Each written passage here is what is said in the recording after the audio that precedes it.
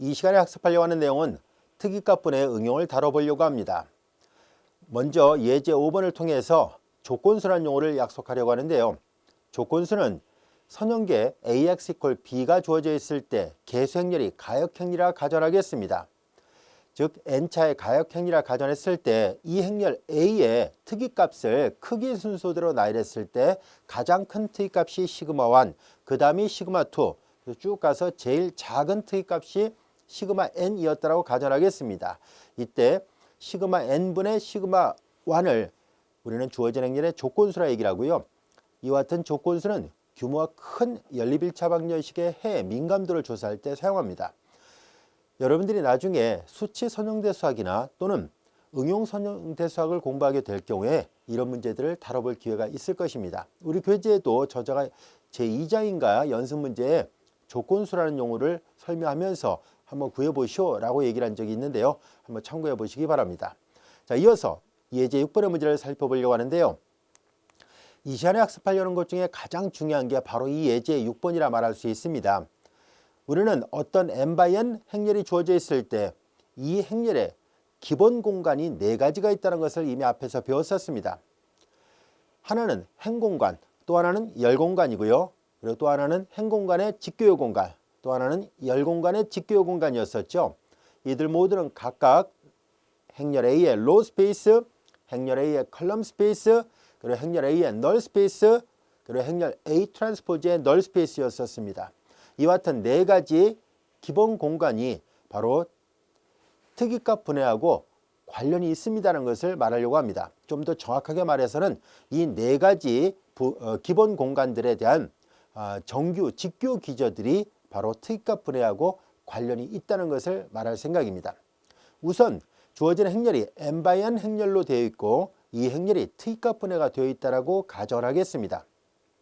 그리고 u1부터 um이 좌특이 벡터라 가정하고 v1부터 vn이 우특이 벡터라고 가정하겠습니다.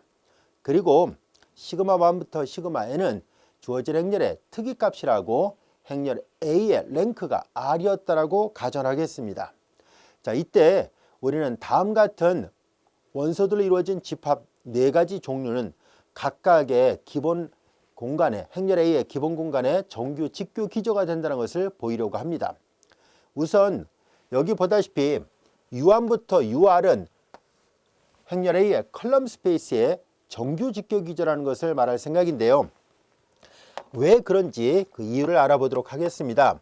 우리는 앞에서 정리 9번을 통해서 이와 같은 조건을 모두 만족한다라고 가정을 했을 때 다음 같은 집합이 AV1, AV2, AVR이 행렬 A의 컬럼 스페이스에 정규는 아닙니다. 그냥 직교 기저다라는 것을 배웠었습니다. 앞에 정리 9번에서 살펴봤었던 내용입니다. 자, 이제 이 원소들로 이루어진 집합이 행렬 A의 컬럼 스페이스의 직교 기저라 얘기를 했고요. 그리고 여러분들이 잘 알다시피 U1은 곧 시그마 1분의 AV1이었었죠. 다시 말해서 AV1을 자기 자신의 크기로 나눈 거예요. 이게 단위 벡터잖아요. 이게 이거랑 같거든요. 정의로부터. 그 다음에 마찬가지로 U2는 AV2를 시그마2로 이 특이값 두 번째 크기의 특이값으로 나눈 거잖아요. 그래서 AV2는 AV2의 그 크기로 나눴습니다. 자신을 자신의 크기로 다 나눴기 때문에 당연히 얘네들은 단위 벡터라는 것을 알 수 있습니다. 말을 끊어서 쓸까요? 이거 이다는 얘기고요. 이거이므로 그래서 이제 U1부터 U1, U2 쭉 가서 UR은 이들로 이루어진 U1, U2 그리고 UR은 분명히 컬럼 스페이스의 직교 기저들을 가지고 자신의 크기로 나눴기 때문에 단위 벡터화 시킨 거잖아요. 그래서 정규 직교 기저가 된다는 것을 알 수 있습니다. 그래서 첫 번째 명제를 우리가 증명할 수 있게 됐습니다. 얘네들은 이 컬럼 스페이스의 정규 직교 기저가 맞아요 라는 것을 알게 됐습니다. 자, 이번에는 자, 여기 보면 U1부터 UM이 있었는데요. 그 중에 U1부터 UR까지는 컬럼 스페이스의 정규 직교 기조라고 얘기를 했었으니까 그러면 나머지 원소들은 어떻게 될까요? 라는 얘기예요. 근데 얘네들 U1부터 UM은 서로 간에 직교하는 기조거든요. 정규 직교, 여기 단위 벡터거든요. 그래서 정규 직교 기조들이, 정규 직교 벡터들입니다. 그러니까 얘네들 모두가 다 서로 간의 수직인데 이 앞부분이 얘네들이 컬럼 스페이스의 기저 역할을 하게 됐거든요. 그러면 이 파란색 묶어놓은 부분들, 다시 말해서 UR 플러스 1, UR 플러스 2, UM까지는 당연히 얘네들하고는 서로 간에 다 직교한다라고 얘기를 했었으니까 얘네들이 컬럼 스페이스의 기저가 된다면 이 파란색 부분은 당연히 컬럼 스페이스 A의 펍의 정규 직교 기저가 될 수밖에 없겠구나라는 것을 알 수 있습니다. 자, 그래서 두 번째 UR 플러스 1, UR 플러스 2, U 그리고 M까지예요. 얘네들은 이들은 이미 컬럼 스페이스 A의 펍이에요. 컬럼 스페이스 A의 펍에 근데 얘네들은 다 여기 밑에다 쓸게요. 행렬 A의 컬럼 스페이스의 펍의 직교 기조가 됩니다. 정확하게는 이제 얘도 정규 직교 기조가 되죠. 자, 그런데 얘를 조금 더 풀어서 써보겠습니다. 여러분들이 이미 잘 알다시피 행렬 A의 로 스페이스의 직교 여공간이 바로 널 스페이스입니다. 행렬 A의 널 스페이스예요. 그런데 이게 항상 성립하니까 우리는 A 대신에 A 트랜스포즈를 대입해도 이게 성립해요. 근데 A 트랜스포즈의 로 스페이스는 곧 A의 컬럼 스페이스와 같습니다. 다시 말해서 A의 컬럼 스페이스는 여기 써 있는 것처럼 A의 트랜스포즈의 로 스페이스하고 정확하게 일치하고요. 이거의 펍을 나타내고 있군요. 근데 A 트랜스포즈의 로 스페이스의 펍은 A 트랜스포즈의 널 스페이스라고 얘기를 했었으니까 그래서 A 트랜스포즈의 널 스페이스의 정규 직교 기조가 되는구나 라는 것을 알 수 있습니다. 그래서 여기 보면 UR 플러스 1부터 UM까지 UR 플러스 1부터 UM까지는 바로 A 트랜스포즈의 널 스페이스의 정규 직교 기조입니다. 즉 U1부터 UR은 A의 컬럼 스페이스의 정규 직교 기조라면은 밑에 있는 UR 플러스 1부터 UM은 A의 컬럼 스페이스의 펍, 즉 얘의 직교요 공간이에요. 이거의 직교요 공간의 정규 직교 기조였다는 것을 확인할 수 있었습니다. 자, 1번과 2번까지는 증명이 됐어요. 어렵지 않죠? 자, 이어서 3번을 보겠습니다. 3번을 보면은 앞서 설명한 것처럼 이렇게 AV1의 노메 값이 시그마1, AV2의 노메 값이 시그마2 이렇게 되어 있습니다. 그래서 AVI의 노메 값은 분명히 시그마 i가 됩니다. 그리고 A의 랭크가 R이라고 얘기를 했거든요. 자, 그래서 I가 만약에 R보다 크면 그러면 시그마 이 I는 당연히 제로일 수밖에 없습니다. 자, 그래서 우리는 A, V, 자 이제 I가 R보다 크면 무조건 이 특이값이 0이라 얘기를 했었으니까 R보다 큰 거 R 플러스 1을 생각해 봐요. A, V, R 플러스 1은 시그마 R 플러스 1 그리고 UR 플러스 1 이렇게 되잖아요. 근데 이것은 얘가 지금 이 첨자가 R보다 크면 무조건 이 특이값이 0이라 얘기를 했었으니까 자 그래서 얘가 0이구나 라는 것을 알 수 있습니다. 또한 A, V, R 플러스 2도 마찬가지로 이게 0이구나 라는 것을 알 수 있어요. 자 그래서 A, V 그리고 V1부터 VN이잖아요. 자 그래서 여기에 VN은 다 0이라는 것을 확인할 수 있었습니다. 근데 이 기호 표기를 잘 볼까요? 이 기호 표기를 잘 보면은 이 벡터들에다가 행렬 A를 왼쪽에다 곱했다는 얘기잖아요. 그랬더니 모두 다 제로 벡터로 대응이 되고 있어요 라는 얘기예요. 이게 무슨 말이냐면은 우리가 벤 다이어그램으로 설명을 해 볼게요. 우리 교재에선 저자가 이렇게 이런 식으로 표시가 되어 있는 거를 알기 쉽게 벤 다이어그램으로 표시를 해서 본다면은 다음과 같습니다. 자 여기는 벡터 V들을 있고 여기는 벡터 U들이 있다라고 보겠습니다. 자 여기에 보면은 여기는 V1, V2 그리고 여기에 V1, V2 이렇게 쭉 있어요. 여기 이제 여기 R까지 있어야 되겠네요. VR이 있고요. 그 다음에 이제 VR 플러스 1부터 VN까지 있네요. 근데 얘네들은 여기서 이렇게 보내는 선형사상을 A를 보냈다라 가정할게요. 즉 다시 말해서 이 벡터들의 왼쪽에다 행렬 A를 곱했다는 뜻이에요. 자, 그런데 여기 첨자가 VR 플러스 1, VR 플러스 2, VN은 전부 다 제로 벡터로 대응되잖아요. 얘도 제로로 간다는 얘기고 얘도 제로로 가고 얘도 제로로 간다는 것을 알 수 있습니다. 아, 여기 VR은 아니군요. 이건 아니고요. VR 플러스 1부터예요. 그래서 얘네들은 바로 이 행렬에 여러분들이 잘 알다시피 요 식은 이제 선형사상으로 입장하면 선형사상 입장에서 본다면은 얘가 바로 커널에 해당되잖아요. 선형사상의 커널에 해당됩니다. 선형사상을 만약에 T라 표시해 볼게요. 선형사상의 커널이구나 라는 것을 알 수 있고요. 그리고 이제 매트릭스 입장에서 본다면은 A의 0공간에 속하는구나 라는 것을 알 수 있습니다. A의 널 스페이스에 속하는 거예요. 왜냐하면 A의 널 스페이스 안에 있는 모든 원소들은 행렬 A에 의해서 오른쪽으로 사상될 때 제로로 대응되거든요. 그래서 커널 T에 속하는 원소들 또는 널 스페이스에 속하는 원소들이구나 라는 것을 이 벤 다이어그램을 통해서 봐도 알 수 있습니다. 자, 그러면 이제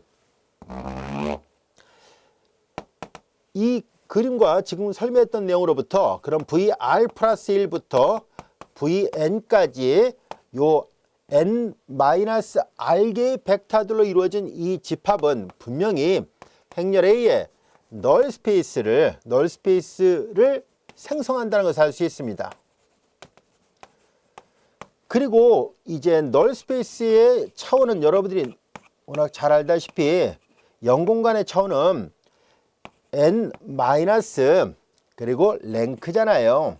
여러 개수 마이너스 랭크잖아요. 근데 랭크가 이미 문제에서 R이라고 주어졌습니다. 그래서 N 마이너스 R인데요. 여기 잘 세워보세요.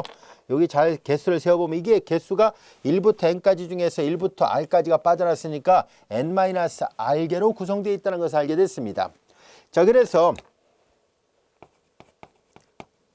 차원이 이렇게 구해지고 얘가 생성이 됐으니까 그럼 얘가 기조가 맞구나 하는 것을 알 수 있습니다. 그래서 이제 얘네들은 VR 플러스 1 쭉 해서 얘네들은 다시 그냥 여기다 결론만 쓸게요. 자, 이들은 널 스페이스를 생성하면서 차원이 정확하게 일치했으니까 당연히 행렬 A의 널 스페이스의 정규, 직교, 기저가 되는구나 라는 것을 알게 됐습니다. 그래서 세 번째 경우가 증명이 됐습니다. VR 플러스 1부터 VN은 A의 널 스페이스의 정규 직교 기저가 되는 것이 맞았다라는 것을 알 수 있었습니다. 여기까지도 이해됐죠? 자, 그 다음에 이제 또 보세요. 여러분들이 잘 알다시피 로우 스페이스의 펍이 널 스페이스거든요. 얘랑 서로 직교하거든요. 서로 간의 직교의 공간입니다. 근데 V1부터 VN도 서로 간에 직교하는 벡터들로 이루어져 있거든요. 여기 보면 여기 어딘가에 VR 플러스 1부터 VN까지가 서로 널 스페이스의 정규 직교 기조가 됐고, 그럼 얘네들 나머지 이렇게 보라색으로 묶어 놓을게요. 얘네들은 당연히 얘네들하고 수직이거든요. 그러니까 이 파란색 부분이 널 스페이스의 정규 직교 기조라면 이 보라색 동그라미 친 부분은 널 스페이스의 펍의 당연히 정규 직교 기조일 수밖에 없잖아요. 뭐 이거 판사 안 해도 되죠? A의 널 스페이스는 바로 A의 로우 스페이스는 A의 널 스페이스의 펍과 동치거든요. 왜냐면 A의 로우 스페이스의 펍이 바로 A의 널 스페이스거든요. 이해됐죠? 널 스페이스를 NULL 두 개의 첨자를 다 써도 되고, 우리 교재처럼 저자가 쓴 것처럼 NUL만 써도 되고 같이 혼용해서 사용합니다. 자, 이제 이렇게 해서 우리는 A의 로우 스페이스의 정규 직교 기조가 되는구나 라는 것을 알게 됐습니다. 자, 그러면 이 벤 다이어그램으로 놓고 본다면 바로 이 부분이죠. V1부터 VR이에요. V1부터 VR, 이 앞에 있는 이 부분이 로우 스페이스의 정규 직교 기조가 돼요. 행렬 A의 로우 스페이스의 정규 직교 기조가 되고, 그 다음에 여기 이 노란색이 바로 A의 이거의 직교 공간이에요. 얘의 직교 공간이 이거거든요. 그러니까 요 보라색 부분은 행공간의 정규 직교 기조가 된다는 뜻이고요. 이 노란색은 바로 로우 스페이스의 직교 공간의 정규 직교 기조가 됩니다 라는 것을 알 수 있습니다. 여기까지가 됐죠.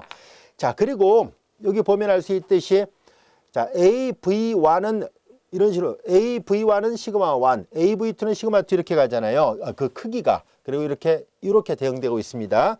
자, 그래서 이 우리 교재부도 보면 알 수 있듯이 A에서 V1은 시그마 1, U1 그리고 시그마 2, U2 이렇게 대응되고 있다는 것을 말해주고 있고요.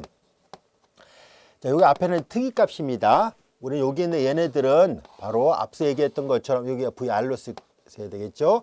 자, 얘네들은 다른 색깔로 표시를 해볼게요. 자, 여기는 이제 초록색으로 이렇게 표시를 해보겠습니다. 자, 얘네들 U1부터 UR은 앞서 얘기했죠. U1부터 UR은 이제 컬럼 스페이스의 정규 직교 기제예요. 자, 이 초록색 부분은 여기가 바로 여기 그냥 U를 쓰고요. 옆에다 쓸게요. 자, 얘가 컬럼 스페이스예요. 자, 그림을 잘 보세요. 왼쪽 보라색은 로 스페이스의 정규 직교 기제가 되고 그들의 상은 오른쪽에 있는 얘네들은 바로 A의 컬럼 스페이스의 정규 직교 기제가 됩니다. 요 안에 벡터들이 또 몇 개 있잖아요. 요 안에 벡터들은 U1부터 쭉 가서 UR도 있지만은 UR 플러스 1, UR 플러스 1부터 쭉 가서 UM까지 있거든요. 그럼 얘네들은 다 뭡니까 하면 바로 얘네들은 주어진 식이 여기에요. 얘네들로 이루어진 것은 물론 제로는 제로로 가죠. 그러니까 여기도 제로가 어딘가 있다 보면은 제로는 당연히 제로로 갑니다. 그리고 제로 위에 다른 벡터들도 다 제로 가고 있습니다. 자, 이제 여기에서 UR 플러스 1부터 UM은 바로 여길 말하잖아요. UR 플러스 1부터 UM은 바로 A 트랜스포즈의 널 스페이스예요. 여기가 이 파란색 부분이 A 트랜스포즈의 널 스페이스예요. 이해할 수 있겠죠? 얘는 얘랑 직교하는 직교 공간입니다. 이 초록색과 그리고 초록색으로 생성되는 공간과 파란색으로 생성되는 공간은 서로 간의 직교 공간이고요. 얘하고 얘도 직교 공간입니다. 이렇게 대응되고 이렇게 대응된다는 거 구조가 충분히 이해할 수 있겠죠. 자, 이것을 우리 교재에서는 저자가 이런 벤 다이어그램으로 그리지 않고 다음 같은 그림으로 설명을 해놨습니다. 왼쪽 그림은 그냥 벡터가 3개짜리인 경우로 축소해서 설명한 거고요. 자, 조금 전에 설명했던 그림하고 관련된 것은 이거예요. 이 부분을 다시 한번 살펴볼게요. 자, 여기 보면은 보라색 부분에 해당되는 것이 이거예요. 자, 이제 그리고 여기 모든 부분 공간은 당연히 제로 벡터를 포함하고 있습니다. 그러니까 제로 벡터는 여기도 들어가고 여기도 들어가고 얘도 여기도 들어가고 여기도 들어갑니다. 자, 그래서 저자가 여기 보면 0부터 포함해서 이렇게 표시를 해놨잖아요. 0부터 포함해서 V1부터 VR 그리고 제로 벡터까지는 바로 행렬 A의 로 스페이스를 생성하고 있다는 것을 알 수 있습니다. 자, 그리고 여기서 노란색으로 표시했죠. 똑같이 노란색으로 할게요. 자, 여기서도 제로 벡터까지 포함해서 얘가 이 공간의 직교 공간이에요. 그래서 널 스페이스 이해됐죠? 그들의 정규 직교 기제였다는 것을 알 수 있고요. 그 다음에 여기는 이제 초록색으로 표시했으니까 초록색으로 표시해 볼게요. 오른쪽에 V1 자, 이렇게 A를 곱하면 AV1은 시그마 1 U1 AV2는 시그마 2 U2죠. 역시 제로 벡터까지 포함해서 얘네들이 바로 컬럼 스페이스의 정규 직교 기제가 됩니다라는 것을 알 수 있습니다. 자, 그리고 이제 이어서 여기 자, 이제 다 제로 벡터로 사상됐고 나머지 벡터들로 이루어진 요 부분이 바로 이제 요거의 직교 공간 바로 A 트랜스포즈의 널 스페이스예요. 자, 그들의 정규 직교 기제가 된다는 것을 확인할 수 있었습니다. 여기까지 이해할 수 있겠죠? 아주 중요한 예문이고 또 중요한 성질이니까 여러분들 잘 기억해 두세요. 정리 11번 문제를 살펴보겠습니다. 우린 지금까지 가역 행렬이 될 필요촉문 조건을 많이 다뤄왔었는데요. 이제 특이가분의 단어를 통해서 몇 가지 더 추가해서 동친 명제를 얻고자 합니다. 다음 같은 4가지 명제를 더 추가할 수 있다는 것을 말하려고 합니다. 행렬 A가 n차 정사각행렬이었다고 가정하겠습니다. 그러면 이 행렬이 가역행렬이 될 필요촉문 조건은 다음 같은 성질들이 성립하는 것입니다 라는 얘기인데요. 자, 우리는 이 중에서 이 행렬 A가 가역행렬이라면 우리 앞에서 랭크를 공부하면서 학습을 했었죠. 행렬 A가 가역행렬이 될 필요촉문 조건은 바로 A의 랭크가 n이다 라는 것을 배웠었습니다. 즉 행렬의 차수와 똑같아야 된다는 얘기거든요. 자, 그래서 A가 가역행렬이었으니까 A의 랭크는 분명히 n이어야만 합니다. 자, 그런데 우리는 앞에서 살펴본 것처럼 행렬의 기본 공간을 공부하면서 랭크를 공부하면서 배웠었거든요. 이 랭크라는 것은 바로 A의 로 스페이스의 차원을 나타낸다라고 얘기를 했었습니다. 그래서 A의 로 스페이스의 차원이었습니다. 그것이 곧 n이라는 것을 말해줍니다. 그러면 A의 로 스페이스의 차원이 n 차원이었다는 얘기니까 결과적으로 우리는 A의 로 스페이스가 곧 Rn 공간과 같구나라는 것을 알 수 있습니다. 또한 Rn 공간은 같은 논리로 A의 컬럼 스페이스하고도 같습니다. 왜냐하면 이 A의 랭크가 n이라는 얘기는 로 스페이스의 차원이기도 하지만 바로 컬럼 스페이스의 차원이기도 하거든요. 그러므로 n차 정사각형열에 대해서 A가 가역형이라는 얘기는 A의 로 스페이스나 A의 컬럼 스페이스나 다 같이 Rn 공간과 같다는 것을 알 수 있습니다. 자, 그리고 얘네들이 다 Rn 공간이니까 따라서 A의 로 스페이스의 펍이나 A의 컬럼 스페이스의 펍이나 다 같이 제로 벡터만으로 구성되어 있다는 것을 알 수 있습니다. 자, 그래서 지금까지 설명했던 바에 의해서 이 부분이 바로 이거예요. 자, 그리고 요 부분이 A의 컬럼 스페이스의 펍이 바로 제로 벡터만으로 구성되어 있다는 것. 여기까지 이해됐죠?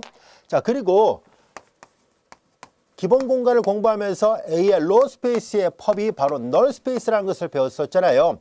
A의 로 스페이스 펍은 널 스페이스입니다. 그러므로 양변에 다시 펍을 취해볼까요? 펍의 펍은 자기 자신입니다. 자, 그러므로 A의 널 스페이스의 펍은 당연히 로 스페이스일 수밖에 없다는 것을 알 수 있고요. A의 로 스페이스가 Rn 공간이니까 이게 성립하는구나 라는 것을 알 수 있습니다. 자, 그래서 A의 널 스페이스의 펍은 Rn 공간이다. 얘도 성립한다는 것을 알 수 있습니다. 그리고 행렬 A가 n개의 0이 아닌 특이값을 갖는다는 것도 분명한 사실입니다. 왜냐하면 앞에 그림을 잘 보세요. 행렬 A가 랭크가 R이었기 때문에 보다시피 특이값이 R개가 나타났었잖아요. 그런데 이 행렬의 랭크가 지금 n이라는 것을 알게 됐으므로 그러므로 전체적으로 이제 여기 보다시피 특이값은 전부 다 0이 아닌 특이값은 n개가 나와야 된다는 것을 알 수 있습니다. 여기 R개까지 나왔을 때 특이값이 R개가 나왔는데요. 이제 랭크가 n이니까 특이값은 당연히 0이 아닌 특이값은 정확하게 n개일 수밖에 없구나 하는 것을 알 수 있었습니다.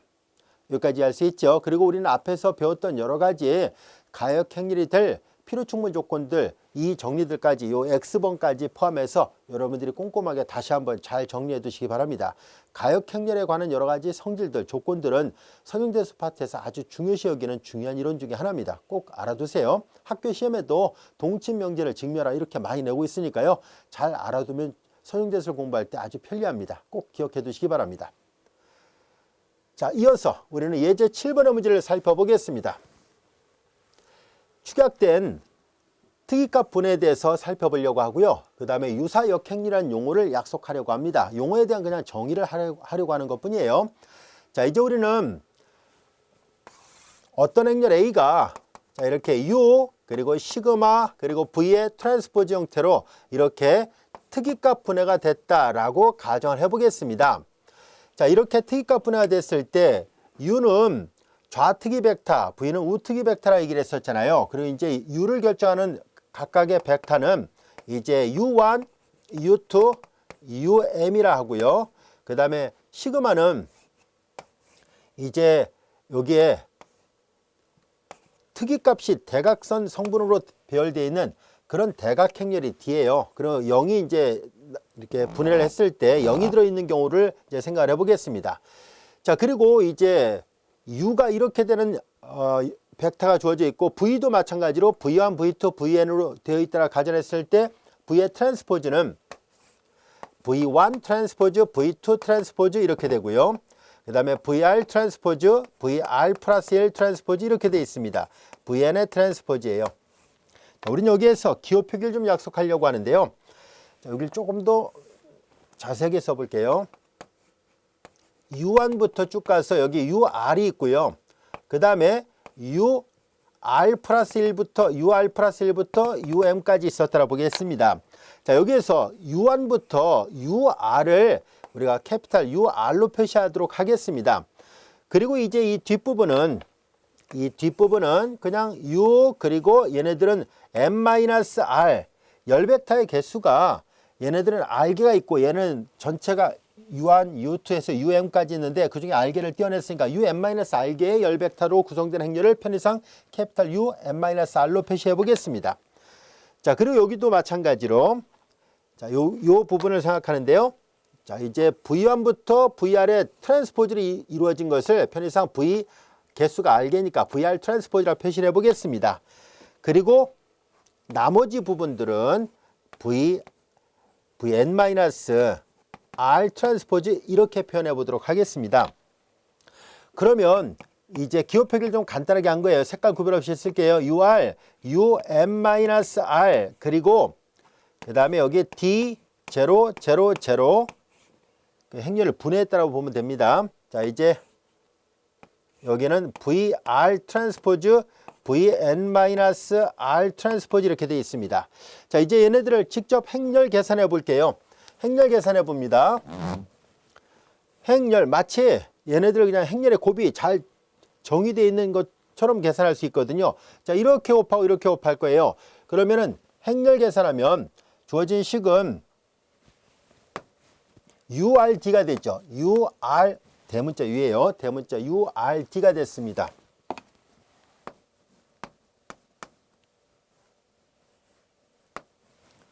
행렬이고요.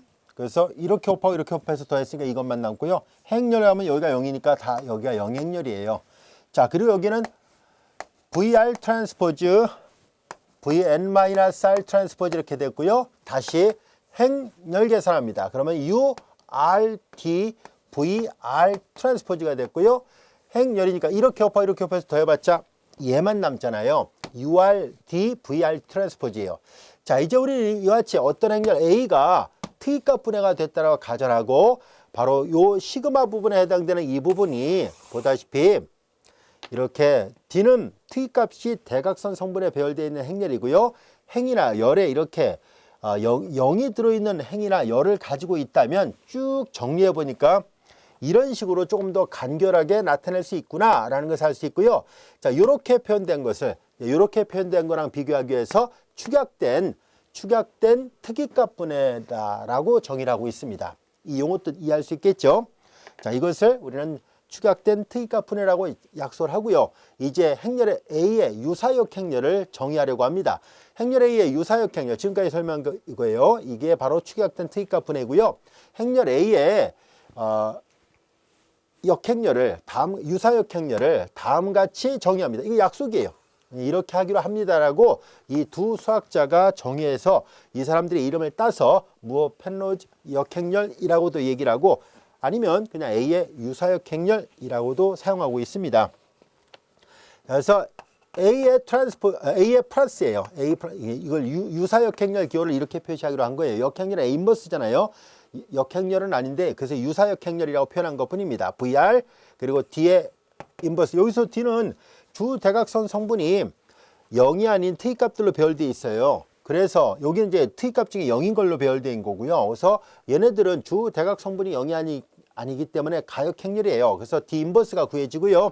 그다음에 U, R 그리고 트랜스포즈예요. 근데 잘 볼까요? 얘네들의 의미는 이걸 잘 보세요. 이걸 잘 보면은 마치 이거와 비슷하다고 볼 수 있죠. 뭐냐면 이걸 전체를 트랜스포즈 해봐요. VR의 전체 곱은 뒤집어지잖아요. VR의 트랜스포즈가 자기 자신이 된 꼴이고 얘는 트랜스포즈 대신에 인버스가 된 거고 그 다음에 이제 여기 보면 알 수 있듯이 UR의 트랜스포즈 꼴이 됐어요. 그래서 이렇게 된 것을 요거를 행렬 A라 놨었을 때 A 플러스로 표시한 이 유사 역행렬의 모양을 우리는 이용해서 얘를 이용해서 뭐를 할 것이냐면 우리는 최소 제곱해 문제를 다시 한번 생각해 보려고 합니다. 자, 예제 8번의 문제를 보겠습니다. 예제 8번. 자, AX 이퀄 B의 꼴에서 우리는 이제 이 유사 역행렬에 불려지는 이 A 플러스 부분을 이용해서 X의 햇을 다시 계산을 해 보겠습니다. 저 X의 햇을 이렇게 하기로 약속한 거예요. A의 플러스 그리고 B로 약속한 거죠. A 플러스 이거예요. 그래서 VR D의 역행렬 UR의 트랜스포즈 B로 약속을 했을 때 그냥 정의했습니다.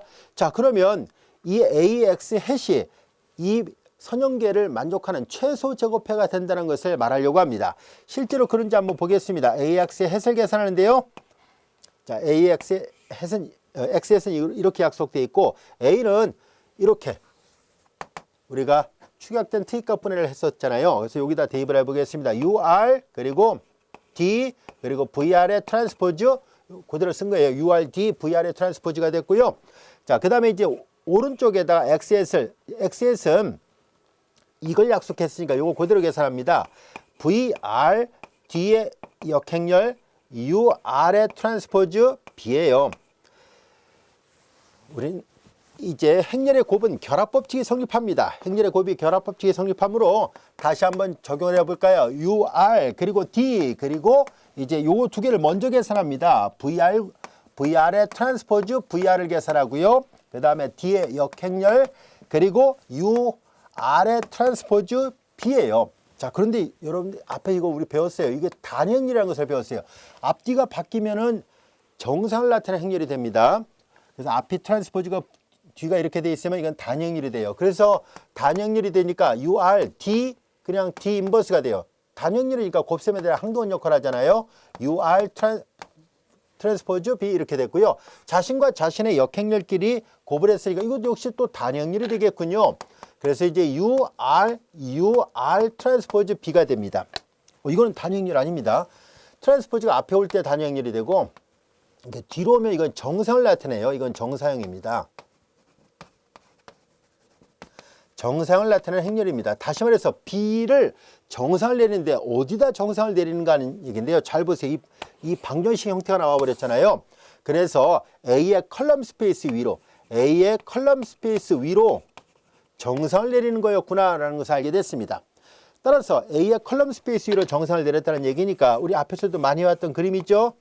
A의 컬럼 스페이스 위로 이 B가 이렇게 있었을 때 B를 정상을 내린 거예요 라는 얘기예요. 그 행렬이 바로 이거예요. 그래서 이제 UR의 트랜스포즈 B가 된 거예요. 여기까지가 됐죠. 자, 결과적으로 우리는 이 X의 햇은 바로 최소 제곱해를 나타내고 있었구나 라는 것을 알게 됐습니다.